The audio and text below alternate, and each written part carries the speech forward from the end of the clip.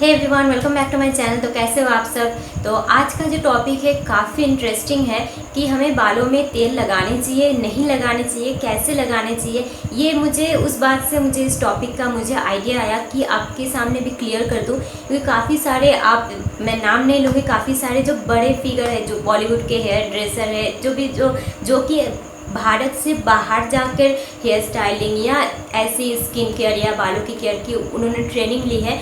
तो हो सकता है कि बाहर के देशों में इतना ज़्यादा ऑयलिंग का ऐसा ट्रेंड नहीं है, लोग करते नहीं है, पर हम रहते हैं भारत में और हमारा बेस क्या है, आयुर्वेद। अब ऐसा तो है नहीं कि हमारे पूर्वज जिन्होंने आयुर्वेद की रचना की है उनको ऐसे ही बस कोई काम नहीं तो बैठकर आयुर्वेद लिख डाला, ऐसा बिल्कुल नहीं है।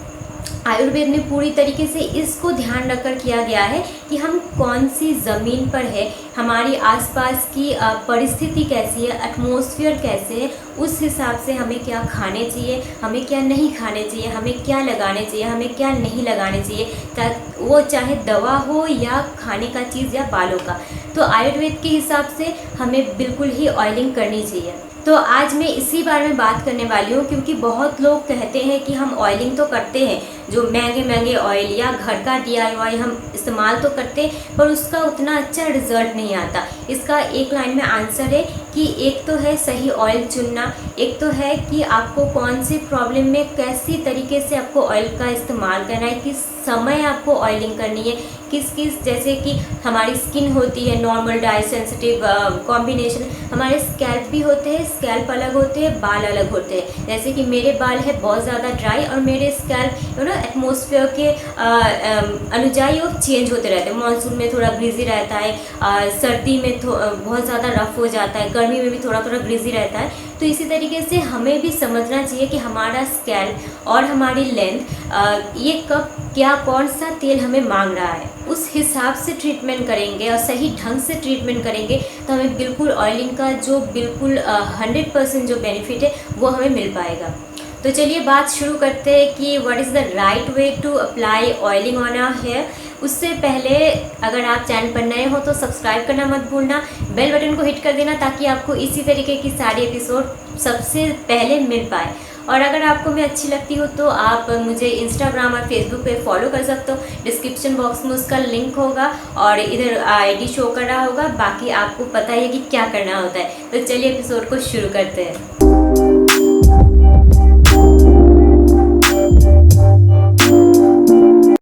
तो हेयर ऑयलिंग के मामले में जो सबसे पहला जो पॉइंट आता है वो है हॉट ऑयल ट्रीटमेंट, यानी कि आप जब भी तेल लगाओ उसको थोड़ा गर्म कर लो। वो प्रोसेस मैं बताऊंगी।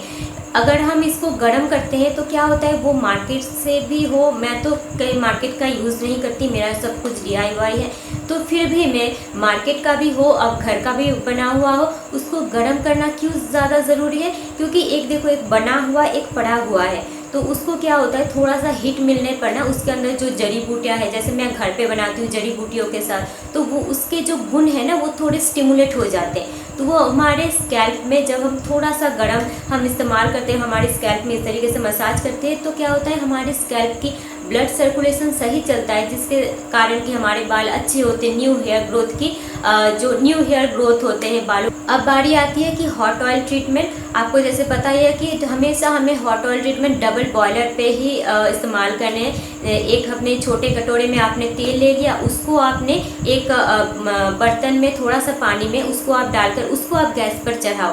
तो ये प्रोसेस होता है सही। हमें कभी भी हेयर ऑयल को डायरेक्ट हीट के ऊपर रख के हॉट ऑयलिंग ट्रीटमेंट नहीं करनी चाहिए। जो सेकंड पॉइंट आता है हेयर ऑयलिंग के मामले में, जो कि है कि आप जब भी हेयर ऑयल ट्रीटमेंट करो तो उससे पहले आपकी जो आपकी स्कैल्प है इसको साफ़ होना बहुत ज़्यादा ज़रूरी है। क्योंकि आप थोड़ा समझोगे, मैं बताऊंगी तो आप थोड़ा समझ पाओगे कि जब भी आप हेयर ऑयल ट्रीटमेंट करते हो आप इसलिए तो नहीं करते कि हमने ऊपर ऊपर से लगा लिया, वो अंदर जाएगा, आपके जो भी बालों की क्यूटिकल से जो जड़ें हैं उसके अंदर जाएगा। अब मानो कि आपने बाहर से आपने सारा दिन घूम घाम के या पढ़ाई करके या कॉलेज ऑफिस कुछ भी करके आप बाहर से आए, आपका सिर पूरा धूल मिट्टी से भरा हुआ है, आप ऊपर से तो कोम कर लेते हो पर जड़ों की गंदगी नहीं जाती जब तक कि आप वॉश करोगे। तो क्या होगा, आप जब भी तेल लगाओगे उसको हॉट ऑयल ट्रीटमेंट के साथ उसको मसाज करोगे, वो सारी गंदगी आपके तेल के थ्रू आपके स्कैल्प के अंदर जाएगी, क्यूटिकल्स को खराब करेगी या उसको डेड बना सकती है। यही कारण होते हैं कि एलोपेशिया बहुत ज़्यादा आजकल कॉमन हो गई है। हालांकि ये एकमात्र कारण नहीं है, ये हमारे खान पान, हमारी लाइफस्टाइल, इतनी प्रदूषण फैल चुकी है, सारा कुछ मिलाकर। बस आपको इतना ही ध्यान रखना है कि आप जब भी ऑयल लगाओ अपने बालों में तो कोशिश करना कि आपके स्कैल्प साफ सुथरे होने चाहिए। जो तीसरा पॉइंट है हेयर ऑयलिंग के मामले में, ये भी मैं अपने टीनेज में बहुत ज़्यादा मैं गलती करती थी, क्योंकि मुझे, मैंने पहले भी बताया हुआ है, मेरे बालों के लिए मेरी ऑब्सेशन बहुत ज़्यादा है। मेरी पूरी को छोड़कर मुझे बहुत ज़्यादा इससे प्यार है। तो क्या होता है ना, हमें समझ नहीं आता है और हम ऑयल मसाज बहुत ज़ोर से और बहुत देर तक करते हैं। ये सही नहीं है, क्योंकि आप देखो, एक तो आप हॉट ऑयल ट्रीटमेंट करो, उसके जब भी आप लगाओगे, आपको इतना तो पता ही है कि गीले बाल, उसके जड़ें थोड़े कमज़ोर होते हैं, इसीलिए हमें गीले बालों को कोम नहीं करना चाहिए। मैं जब तक वो 80% ड्राई नहीं हो जाते, मैं कोम नहीं करती। तो मसाज भी आपको बिल्कुल धीमी करनी है, ऐसा बिल्कुल हार्शली नहीं करना। आप सीधे इस तरीके से हल्के मसाज दोगे तो वो अपना काम कर लेगा। और ऐसा नहीं करना है कि हम बहुत देर तक मसाज करें, ऐसा भी नहीं करना है, क्योंकि आप जब भी आपके स्कैल्प में तेल को लगाओगे तो क्या करेगा, वो उसका जो जड़ें है थोड़ा सा सॉफ्ट हो जाएगा, क्योंकि सॉफ्ट होगा तभी तेल अंदर घुस पाएगा। तो इस तरीके से आपको थोड़ा ध्यान रखना है कि बहुत हार्शली आपको मसाज नहीं करना है और बहुत देर तक आपको मसाज नहीं करना है। अगर आप मुझसे पूछो तो तेल आपने लगा लिया, उसके बाद 3 से 4 मिनट काफ़ी होते हैं। जो चौथा पॉइंट है ये है कि देखो, छोटे छोटे पॉइंट है, पर इसी को अगर आप थोड़ा ध्यान दोगे ना तो आपके बाल हेल्दी होंगे। तो जो चौथा नेक्स्ट पॉइंट है वो है कि जब भी आपने तेल मसाज कर लिया, जो भी आपका ऑयल है, वो मैं आखिर में बताने वाली हूँ कि किस प्रॉब्लम के लिए कौन सा तेल आप इस्तेमाल कर सकते हो। तो क्या होता है ना कि हम तेल लगाते हैं, उसके बाद उसको खुला नहीं छोड़ते, क्योंकि स्टिकी रहता है, तो हमें अपने गर्दन में या बॉडी में इरिटेशन लगता है, तो हम उसको बांध लेते हैं। अब गलती इधर ही होती है कि आफ्टर आपने हेयर ऑयलिंग किया, उसके बाद आप कसकर उसको पोनी टेल मत करना रबर से, कि उसका जैसे आप देख सकते हो, यहाँ मैंने बिल्कुल खींच कर क्लिप लगाया है। इतना हमें नहीं टाइट करके बांधना है, बहुत आप ढीली तरीके से बांध दो। इसका भी सेम रीज़न है, क्योंकि हमने अभी हॉट ऑयल मसाज की है तो जड़ें थोड़ी सी सॉफ्ट हो जाती है। अगर आप इस तरीके से, जैसे मैंने इसको किया है बहुत टाइटली, तो ऐसा अगर आप तेल लगाने के तुरंत बाद ऐसा बांध लेते हो तो वो आपके वही सेम आपकी जड़ों को थोड़ा कमज़ोर कर सकती है। तो यही कारण है। जो नेक्स्ट पॉइंट है ये है कि अगर आप कोई सा भी ऑयल मसाज कर रहे हो, आई गेस कि आप एक ऑयल मसाज कर रहे हो, पर अगर आप दो अलग तेलों को इकट्ठे मिलाकर उसको हॉट करके फिर उस हॉट ऑयल ट्रीटमेंट को अगर आप अपने स्कैल्प के लिए या बालों के लिए इस्तेमाल करो तो वो बहुत ज़्यादा बेनिफिशियल होता है, क्योंकि हमें दोनों तेलों की इफ़ेक्ट इकट्ठे मिलती है। ये कोई ऐसी ये कोई इसका कोई साइड इफ़ेक्ट नहीं होगा कि हमने कैस्टर ऑयल के साथ हमने नारियल तेल मिला लिया, या कैस्टर ऑयल के साथ हमने बादाम का तेल मिला लिया, या नारियल तेल के साथ बादाम का तेल मिला लिया तो कुछ हार्मफुल नहीं होगा, कुछ ऐसा नहीं होगा। हाँ, काफ़ी सारे हम DIY करते हैं, उसमें हमने 50 इंग्रेडिएंट पहले ही डाल रखे होते हैं, उसकी चीज़ें अलग है। पर जो कि आप मार्केट से जो भी आप ऑयल मंगवाते हो, कोशिश करना कि 2 तेल इकट्ठे मिलाकर उसको अप्लाई करो, तो आपको दोनों तेलों की बेनिफिट इकट्ठे मिलेगी। जो नेक्स्ट पॉइंट है वो है कि that you should choose your hair oil according to your hair problem and hair type.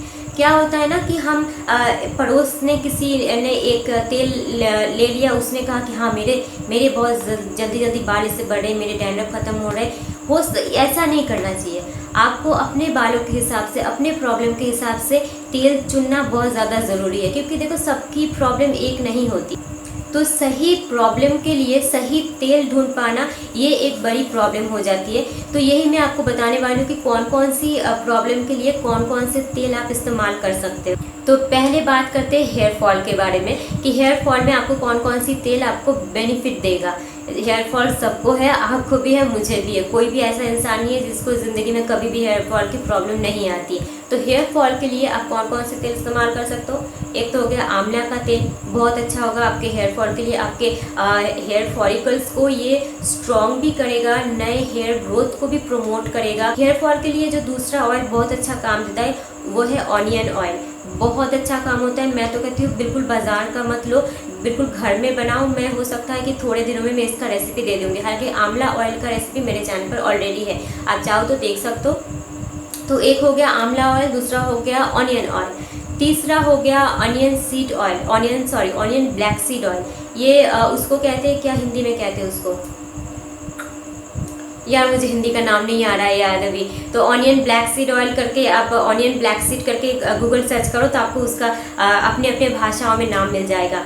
तो ये भी काफ़ी अच्छा होता है। इसके बाद ये तो मतलब हेयर ऑयलिंग की अगर आप मानो तो ये राजा है, जो कि भृंगराज, जो कि इसको कहा जाता है केसराज। इसको आयुर्वेद में कुछ केसरी राज या केसराज ऐसा कुछ कहा जाता है, क्योंकि ये इसी प्रकार से है। तो ये बहुत अच्छा काम देगा। मैं इसकी जो बेनिफिट है ना, आप जब भी भृंगराज ऑयल को बनाओगे, इसकी बिल्कुल जड़ से लेकर इसके फूल तक कुछ भी हिस्सा इसमें फेंकने लायक है नहीं, पूरा का पूरा आप तेल बनाने के लिए इस्तेमाल कर सकते हो। बारी आती है डैंड्रफ की प्रॉब्लम, जो भी सबको है, बच्चों से लेकर बुजुर्ग तक सबको हो जाती है डैंड्रफ की प्रॉब्लम। डैंड्रफ की प्रॉब्लम में आप इस्तेमाल कर सकते हो नीम ऑयल, बेसिल ऑयल। नीम यानी कि नीम तो पता है, बेसिल यानी कि तुलसी, जो कि हम हॉली बेसिल जिसको कहते हैं, जिसकी की पूजा होती है घर में, वो तुलसी का ऑयल आप बना सकते हो। नीम ऑयल का रेसिपी मेरे चैनल पर है, आप चाहो तो देख सकते हो। इसके साथ साथ ना मैं आपको एक रेसिपी बताती हूँ जो कि डैंड्रफ में काफ़ी अच्छा काम। तो इस तेल को बनाने के लिए आपको कुछ 4 तेलों को आपको मिक्स करना होगा। पहला तो 1:1 का प्रोपोर्शन होगा, मैं तेल बता रही हूँ अभी। नारियल का तेल चाहिए, उसके बाद आपको चाहिए लेमन ऑयल, उसके बाद आपको चाहिए सनफ्लावर ऑयल, उसके बाद आपको चाहिए आलमंड ऑयल। इन चारों को 1:1:1:1:1 के हिसाब से आप मिला लो। ये इसको थोड़ा सा आप गर्म कर लो डबल बॉयलर पे, जिस तरीके से मैंने प्रीवियसली बोला। ये आपके डैंड्रफ के लिए बहुत अच्छा काम देता है। तो हेयर अगर आपकी ड्राई है या आपकी स्कैल्प ड्राई है तो आप इस्तेमाल कर सकते हो नारियल का तेल। आर्गन ऑयल भी बहुत अच्छा होता है, स्वीट आमंड ऑयल बहुत अच्छा होता है, और ऑलिव ऑयल ड्राई हेयर और ड्राई स्कैल्प के लिए, दोनों के लिए अच्छा होता है। आप इसको स्कैल्प पे भी मसाज कर सकते हो, उसके साथ साथ आप इसको लेंथ पर भी लगा सकते हो। एक बहुत ज़्यादा इम्पॉर्टेंट पॉइंट है जो मुझे लगता है काफ़ी लोग इसका गलत समझते हैं, जो कि है ऑयली स्कैल्प। जिनकी पहले से ही ऑयली स्कैल्प है, तो उनका कहना है कि हमारे स्कैल्प में पहले से ही इतने ऑयल है, हम अलग से ऑयल को क्यों लगाएं। तो मुझे आपसे कुछ कहना है कि आपके ये जो स्कैल्प है, ये भृंगराज ऑयल प्रोड्यूस नहीं करता, ये आंवला ऑयल प्रोड्यूस नहीं करता। ये जो ऑयल प्रोड्यूस करता है वो एक्चुअली है गंदगी। आपके स्कैल्प के अंदर से जो गंदगी, डैंड्रफ वगैरह है, वो ऑयल आपके स्कैल्प के ऊपर आके जमता है। तो उसकी तुलना आप बिल्कुल भी, हम जो DIY करके इतनी मेहनत करके बनाते हैं, उसकी तुलना इससे नहीं है। ये हम जो DIY तेल बनाते हैं, ये एक ट्रीटमेंट है, और इसका ट्रीटमेंट के साथ कोई संबंध नहीं है कि आपका स्कैल्प ऑयली है या नहीं। बस आपको ध्यान रखना है कि हाँ, ऑयली स्कैल्प के लिए भी ऑयलिंग बहुत ज़्यादा ज़रूरी है, क्योंकि फिर आप इसी भ्रम में रह जाते हो कि हमारे स्कैल्प में पहले से ही ऑयल है तो हम ऑयल नहीं लगाएंगे। इस चक्कर में आपको इतने सारे ऑयलिंग के बेनिफिट्स नहीं मिलते हैं। तभी मैं आपको कुछ ऑयल के नाम बताने वाली हूँ जिनको कि स्कैल्प बहुत ज़्यादा ऑयली है या बाल बहुत ज़्यादा, लेंथ बहुत ज़्यादा ऑयली है, उनके लिए। पहला तो है लेमन ऑयल, आप ले सकते हो। उसके बाद आप लेवेंडर ऑयल ले सकते हो। इसके साथ साथ रोजमेरी का ऑयल भी बहुत अच्छा काम करता है। मुझे लगता है कि बहुत इजीली आपको कम प्राइस में या घर में भी आप बना पाओगे लेमन ऑयल। तो मुझे लगता है कि ऑयली स्कैल्प के लिए, क्योंकि लेमन क्या करता है, एक्सेसिव जो ऑयल है उसको खींच कर बाहर निकलता है, तो ये आपको काफ़ी ज़्यादा मदद करेगा। ये जो हम हेयर ऑयलिंग कर रहे हैं, ये कोई स्टाइलिंग के लिए नहीं कर रहे कि हम हेयर ऑयल करके बाहर चले गए, हमारे बाल बहुत सिल्की सिल्की लग रहे हैं, नहीं। ये एक ट्रीटमेंट है। और अगर आप थोड़ा सा ध्यान से समझोगे कि उसको ट्रीटमेंट करने में भी हमारे स्कैल्प में उसको थोड़ा सा वक्त देना चाहिए। आप 10 मिनट के लिए लगाए आपने वॉश कर लिया, वो क्या ही काम कर पाएगा। उसको भी एक टाइम देना चाहिए, हाँ भैया कि तुम अभी बैठ कर काम कर लो। तो सही वक्त होता है कि आप ओवरनाइट के लिए रख लो, बहुत ज़्यादा अच्छा होता है। यहाँ एक प्रिकॉशंस उनके लिए है, जैसे कि मैं हूँ, मुझे 12 के 12 महीने मुझे कॉफ एंड कोल्ड की प्रॉब्लम रहती है, जिनको कि साइनस है। मैं बिल्कुल उनको सजेस्ट नहीं करूँगी कि आप ओवरनाइट के लिए हेयर ऑयलिंग को करो। तो आप उस हिसाब से आप कर सकते हो। अगर आप समझो कि आप दिन के 12 बजे नहाते हो, तो आपने सुबह उठकर ही बिल्कुल 6-7 बजे के बीच लगा लिया। अब बिल्कुल ना करने से तो बेहतर कुछ करना होता है। जैसे मैं अभी मुझे समझ आ गया है, तो मैं अपने तबीयत के हिसाब से करती हूँ कि कभी मुझे बहुत ज़्यादा सर्दी हुई है तो अवॉइड करती हूँ ओवरनाइट ट्रीटमेंट। तो इसको थोड़ा सा आपको अपने हेल्थ वाइज थोड़ा सोच समझ के आपको इस्तेमाल करना चाहिए। पर बेनिफिट इसी में ज़्यादा है कि आप ओवरनाइट हेयर ऑयल ट्रीटमेंट आप करो। तो गाइज़ ये था आज का पूरा एपिसोड। आप लोग काफ़ी मुझे कह रहे हो कि एपिसोड छोटा बनाओ।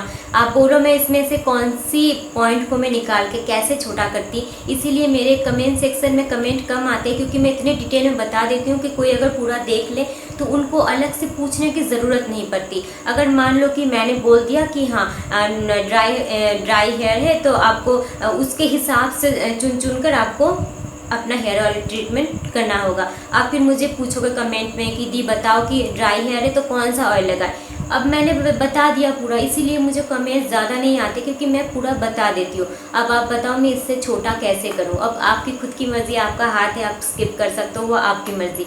तो ये था आज का पूरा एपिसोड। आई होप कि आपको पसंद आया हो तो एक लाइक और शेयर कर देना दोस्तों के साथ। फैमिली को थोड़ा बड़ा करते हैं।